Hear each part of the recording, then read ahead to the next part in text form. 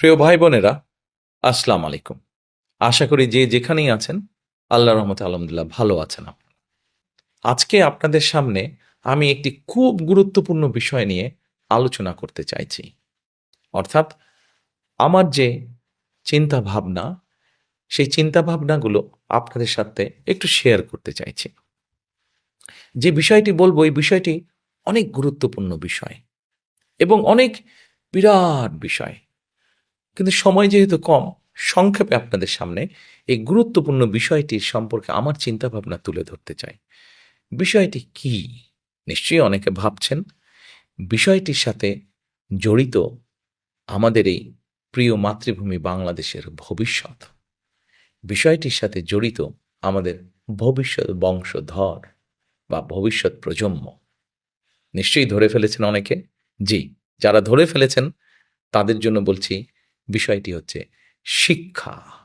শিক্ষাই হচ্ছে জাতির মেরুদণ্ড। কাজে এই শিক্ষাকে যদি আমরা সঠিকভাবে, শিক্ষা ব্যবস্থাকে যদি আমরা সুন্দরভাবে সঠিকভাবে গড়ে তুলতে না পারি, তাহলে জাতি হিসাবে হয়তো আমাদের উঠে দাঁড়াতে অনেক কষ্ট হবে। এই শিক্ষা ব্যবস্থাটির মধ্যে প্রথম বিষয়টি হচ্ছে প্রাইমারি প্রাইমারি শিক্ষা ব্যবস্থা। প্রাইমারি শিক্ষা ব্যবস্থাটাকে আমরা একটু সুন্দর করে গুছিয়ে সাজাতে চাই। দেখুন, আপনি যদি একটি ভালো আম গাছ চান, ভালো কোয়ালিটির যদি আঁটি হয়, অর্থাৎ বীজটা যদি ভালো হয়, নিশ্চয়ই তাহলে ফলনটাও ভালো হবে, গাছটাও ভালো হবে। কারেক্ট, ঠিকই ধরতে পেরেছেন আপনারা। আমরা প্রথমে গুরুত্ব দিতে চাই আমাদের শিক্ষা ব্যবস্থার প্রাইমারি স্কুলে যে শিক্ষক আছেন সেই শিক্ষকদের ট্রেনিংয়ের উপরে। এই শিক্ষকদেরকে আমরা ট্রেনিং দিতে চাই। যারা শিক্ষক আছেন তাদেরকে আমরা ট্রেনিং দিয়ে তাদের কোয়ালিটিটা আমরা ইমপ্রুভ করতে চাই। কারণ আমরা মনে করি শিক্ষক যদি ভালো ট্রেনিং পান, তাহলে অবশ্যই শিক্ষক তার যে শিক্ষার্থী থাকবে তাকে ভালো করে পড়াতে পারবেন, ভালো করে লেখাপড়া শেখাতে পারবেন। এবং সেই জন্যই আমরা একটি নতুন বিষয় ইন্ট্রোডিউস করতে চাচ্ছি। সেটি হচ্ছে ওয়ান টিচার ওয়ান ট্যাব। আপনারা হয়তো চিন্তা করতে পারেন, জিজ্ঞেস করতে পারেন, ওয়ান টিচার ওয়ান ট্যাবটা কি? বাংলাদেশে খুব সম্ভবত ৩.৫ লক্ষের এরও কিছু বেশি প্রাইমারি শিক্ষক আছেন, সরকারি বেসরকারি সব মিলিয়ে। আমরা প্রথমে সরকারি প্রাইমারি স্কুল দিয়ে শুরু করতে চাইছি। আমরা এই টিচারদের কাছে ছোট ট্যাব বা কম্পিউটার পৌঁছে দিতে চাচ্ছি প্রথমে। আমরা যদি এই সকল টিচারকে ঢাকা শহরে বা বিভাগীয় শহরে নিয়ে এসে ট্রেনিং দেই, তাহলে দেখা যাবে যে অনেক খরচ হবে রাষ্ট্রের, সময়ও নষ্ট হবে। সেই জন্য আমরা এই ট্যাবটা পৌঁছে দিতে চাচ্ছি।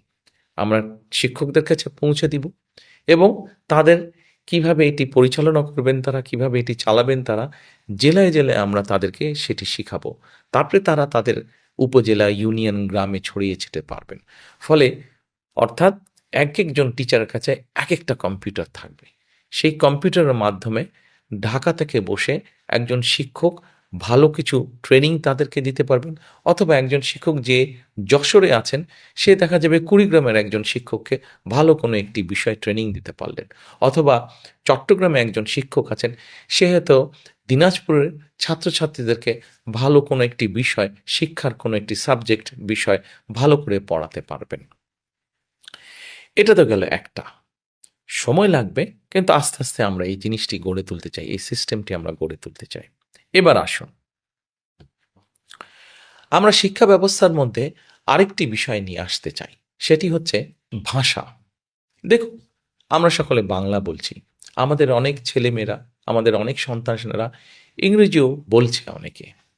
কিন্তু চিন্তা করে দেখুন, আমাদের সন্তান, আমার সন্তান, আপনার সন্তান, তারা যদি বাংলা পারে, তারা যদি ইংরেজি পারে এবং ইংরেজি ভাষার পাশাপাশি যদি আরেকটি ভাষা, তৃতীয় একটি ভাষা সে যদি জানে, তাহলে বড় হয়ে সে যদি তার সেই জানা ভাষার দেশে যায় বা যেতে পারে, তাহলে নিশ্চয়ই সে একটা ভালো কর্মসংস্থান খুঁজে বের করতে পারবে।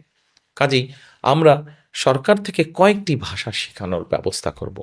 যেমন ম্যান্ডারিন হতে পারে, যেমন জাপানি ভাষা হতে পারে, যেমন জার্মানি ভাষা হতে পারে, যেমন ফ্রেঞ্চ ভাষা হতে পারে, অ্যারাবিক ভাষা হতে পারে, ইটালিয়ান ভাষা। অর্থাৎ পৃথিবীর বিভিন্ন দেশে কর্মসংস্থানের সুযোগ আছে যেই দেশগুলোতে বেশি।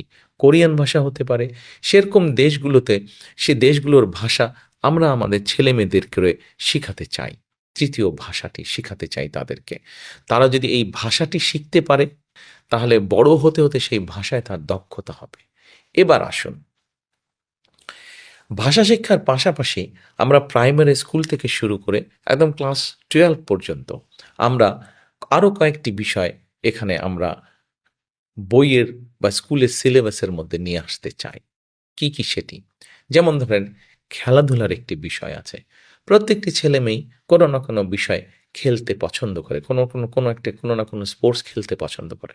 আমরা যেটি করতে চাইছি সেটি হচ্ছে যে আমাদের ছেলেমেয়েরা সাধারণত যে সকল খেলাধুলায় ভালো, কেউ হয়তো ফুটবল খেলায় ভালো, কেউ ব্যাডমিন্টন খেলায় ভালো, কেউ সাঁতারে ভালো, এরকম যারা যেই স্পোর্টসে ভালো, এরকম 6-7টি স্পোর্টস আমরা রাখবো স্কুল সিলেবাসের ভিতরে, এবং তাকে ওই খেলায় অংশগ্রহণ করতে হবে। যে ছাত্র ছাত্রী যে খেলাটি বেছে নেবে তাকে সেটিতে অংশগ্রহণ করতে হবে, এবং অংশগ্রহণ করাইলেই শুধু হবে না, সেখানে থেকে পাস মার্ক পেতে হবে। অর্থাৎ সে খেলাধুলাও ভালো হয়ে উঠবে। যে সাঁতার পারে সে সাঁতারে ভালো হবে, যে ফুটবল খেলতে পারে সে ফুটবলে ভালো হবে, যে ক্রিকেট খেলে সে ক্রিকেটে ভালো, যে জোরে দৌড়াতে পারে সে দৌড় প্রতিযোগিতায় ভালো করবে। তার মানে দেখুন, আমাদের সন্তানেরা ইংরেজি ভাষা শিখলো, আমাদের সন্তানেরা একটি খেলাধুলায় ভালো করলো। এবার আসুন, আমরা আমাদের সন্তানদেরকে গড়ে তুলতে চাই যেমন ভালো খেলতে পারবে, তৃতীয় একটি ভাষা, দ্বিতীয় একটি ভাষা জানবে, একই সাথে তাকে আমরা বিভিন্ন রকম আরও আর্ট বা কালচার শেখাতে চাই। যেমন অনেক শিশুরই অনেক ইচ্ছে আছে, কেউ হয়তো গান শিখবে, কেউ হয়তো গিটার বাজানো শিখতে চাইছে, কেউ হয়তো কবিতা আবৃত্তি শিখতে চাইছে, কেউ হয়তো ছবি আঁকতে চাইছে, তাকে আমরা সেই সুযোগটি করে দিতে চাই। এবার চিন্তা করুন তো, আপনার সন্তান ছোটবেলা থেকে যখন একটি দ্বিতীয় এবং তৃতীয় ভাষা শিখবে, একই সাথে আপনার সন্তান যখন একটি খেলায় ভালো হবে, একই সাথে আপনার সন্তান যখন একটি আর্ট বা কালচারে ভালো হবে, এতগুলো গুণ যখন একটা বাচ্চার মধ্যে থাকবে, সেই বাচ্চাটিকে কেমন করে কেউ আটকে রাখতে পারবে? সে এই দেশে বাংলাদেশেই থাকুক অথবা সে পৃথিবীর যে কোনো দেশেই যাক না কেন, তাকে কেউ আটকে রাখতে পারবে না। সে তার জীবনকে তার মতন করে সুন্দর করে গড়ে তুলতে পারবে। প্রিয় ভাই বোনেরা, আপনাদের অনেকের কাছেই হয়তো মনে হতে পারে যে আমি যেই কথাগুলো বলছি আসলে কি এটা সম্ভব? অবশ্যই সম্ভব। পৃথিবীর বহু দেশ তাদের দেশের শিক্ষা ব্যবস্থাকে এইভাবে গড়ে তুলেছে। আরেকটি গুরুত্বপূর্ণ বিষয় এখানে আপনাদেরকে আমি উল্লেখ করতে চাই। যে বিষয়গুলো বলেছি সেগুলো তো আমরা করতে চাইছি, পাশাপাশি আমরা প্রাইমারি লেভেল থেকে ক্লাস 9 পর্যন্ত বিভিন্ন টেকনিক্যাল এবং ভোকেশনাল থিওরিটিক্যাল নলেজটা আমরা বাচ্চাদেরকে শেখাতে চাই, এবং ক্লাস 9-এর পর থেকে ক্লাস 12 পর্যন্ত তাদেরকে আমরা বিভিন্ন ভোকেশনাল এবং টেকনিক্যাল বিষয় প্র্যাকটিক্যাল নলেজটা আমরা তাদেরকে দিতে চাই। অর্থাৎ একটা বাচ্চা, একটা ছেলে বা একটা মেয়ে যখন ক্লাস 12 পার হয়ে যাবে, তখন তাকে আটকে রাখা অনেক কঠিন হবে। তার মধ্যে অনেক কোয়ালিটি থাকবে, অনেক প্রতিভা থাকবে, যেই প্রতিভার কারণে তাকে কেউ, কোনো দেশ, কোনো জায়গায় কেউ আটকে রাখতে পারবে না। সে তার জীবনকে সুন্দরভাবে গড়ে তুলতে পারবে। প্রিয় ভাই বোনেরা, আমাদের শিক্ষা ব্যবস্থাকে আমরা কিভাবে গড়ে তুলতে চাই সেটি আপনাদের সামনে খুব সংক্ষেপে আমি আপনাদের সামনে তুলে ধরলাম। হ্যাঁ, আমাদের এই সুফলটি পেতে একটু সময় লাগবে, কিন্তু আমরা সকলে মিলে যদি চেষ্টা করি, আমরা সকলে মিলে যদি আমাদের আগামী প্রজন্মকে, ভবিষ্যৎ প্রজন্মকে এভাবে বিভিন্ন প্রতিভা দিয়ে গড়ে তুলি, তাহলে আজ না হোক কাল, কাল না হলে পরশু, না হলে তো অবশ্যই তার পরের দিন ইনশাল্লাহ আমরা একটা অনেক শক্তিশালী, প্রতিভাবান একটি দেশ আমরা গড়ে তুলতে সক্ষম হব। আসুন, আমরা সকলে মিলে যদি চেষ্টা করি, আমরা সকলে মিলে যদি কাজ করি, তাহলে অবশ্যই আমরা আমাদের সেই প্রত্যাশিত বাংলাদেশ গড়ে তুলব। সেজন্যই কিন্তু আমি বলি, করব কাজ, গড়ব দেশ, সবার আগে বাংলাদেশ। আল্লাহ হাফেজ।